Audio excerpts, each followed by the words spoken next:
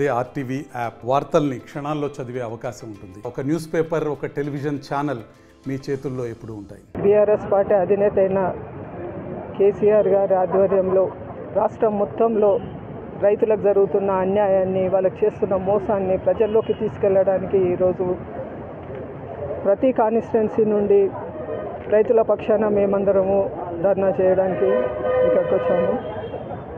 అయితే ఈ ప్రభుత్వం రైతు పక్షపాతిని చెప్పుకొని ఎలక్షన్లో ప్రభుత్వం ఏర్పాటు చేసిన తర్వాత రైతులను మోసం చేస్తుంది.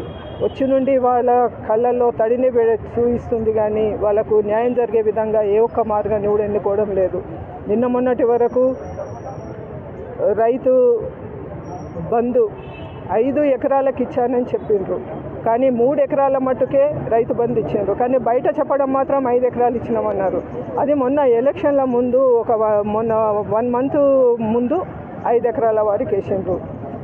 ఇలా ప్రతి దాంట్లో మోసం జరుగుతుంది. ఎందుకంటే రైతులకు సరైన సమయానికి రైతు బంధు అందక వాళ్ళు ఎన్ని కట్లు పడ్డారో మాకు రైతుల్లో ఎప్పుడు రైతుల్లో ఉండే మాకు తెలుసు. వాళ్ళు పడుతున్న బాధలు, వాళ్ళు పడుతున్న క్షోభ ఏంటనేది మాకు అర్థమవుతుంది.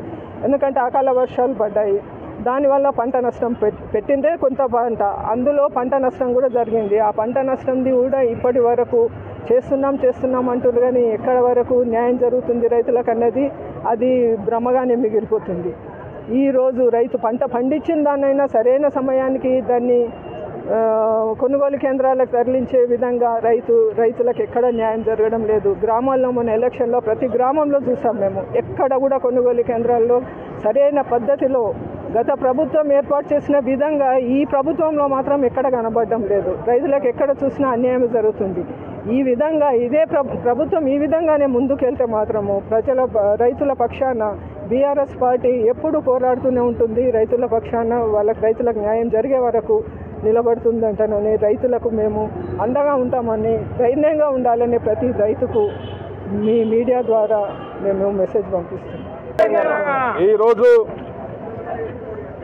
రాష్ట్ర బీఆర్ఎస్ పార్టీ అధినేత కేసీఆర్ గారి పిలుపు మేరకు ఏదైతే రాష్ట్రంలో కొత్తగా ఏర్పడ్డటువంటి కాంగ్రెస్ పార్టీ ప్రభుత్వం, రేవంత్ రెడ్డి గారి ప్రభుత్వం ఎన్నికల కంటే ముందు ఇచ్చినటువంటి హామీలు ఒక్కొక్కటిగా తుంగలో తొక్కుతున్న విషయంలో ప్రధానంగా రైతులకు ఎన్నికల కంటే ముందు దొడ్డొడ్లు, సన్నొడ్లు, మక్కలు ఏవి పండించినా క్వింటాల్కు 500 బోనస్ ఇస్తా అని చెప్పి నిన్న ఎన్నికలు అయిపోగానే నిన్ననే సమీక్ష పెట్టి నేను రైతు కార్పొరేషన్ ఏర్పాటు చేస్తానని చెప్పి మరి సన్న వడ్లకు మాత్రమే నేను 500 ఇస్తానని చెప్పి ఏదైతే ప్రకటించిందో దానికి నిరసనగా ఎన్నికల హామీలు తుంగలో తొక్కుతున్న సందర్భంగా బీఆర్ఎస్ పార్టీ రైతుల పక్షాన ఈరోజు రాష్ట్రంలో అన్ని నియోజకవర్గ కేంద్రాల్లో నిరసన కార్యక్రమాలు చెప్తా ఉన్నాం.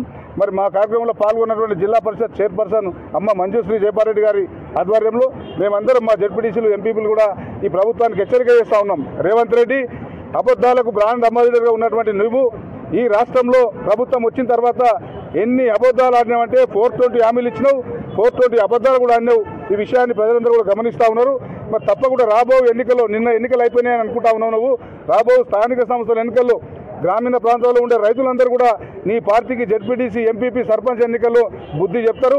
బీఆర్ఎస్ పార్టీ ప్రజల పక్షాన ఉంటాం, రైతుల పక్షాన ఉంటాం. తప్పకుండా నీ మెడల్ వంచి రైతుల డిమాండ్లను నెరవేర్చేంత వరకు కూడా మేము పోరాటం చేస్తామని చెప్పి కూడా తెలియజేస్తూ జై తెలంగాణ. మరిన్ని వీడియోస్ కోసం ఛానల్ ని సబ్స్క్రైబ్ చేయండి, లేటెస్ట్ అప్డేట్స్ కోసం వాట్సాప్ ఛానల్ ని ఫాలో చేయండి అండ్ లింక్ డిస్క్రిప్షన్ లో ఉంది.